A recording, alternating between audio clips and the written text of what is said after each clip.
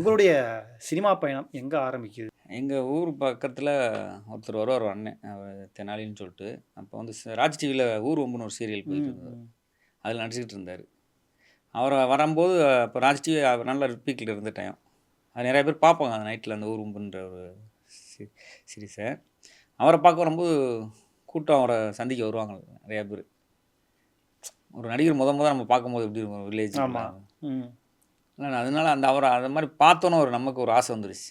நம்ம நடிச்சு நம்மளும் ஹீரோவாகணும். ஹீரோ ஆகணும் இல்லை, நடிக்கணும். நடிக்க நம்ம முகம் தெரியணும், நடிக்கணும், நம்மளை பார்த்து ஒரு 10 பேர் பாராட்டணும் ம். அப்படின்னு ஒரு ஆர்வம் தான்.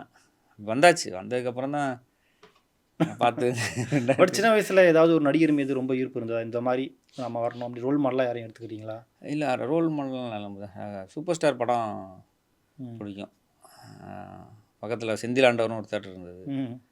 அது ரஜினி சார் படம் வந்துட்டால் மட்டும் கம்பல்சரி கூப்பிட்டு போய் ஆகணும். அழுது வீட்டில் சண்டை பிடிச்சி கூப்பிட்டு போயிடுவாங்க.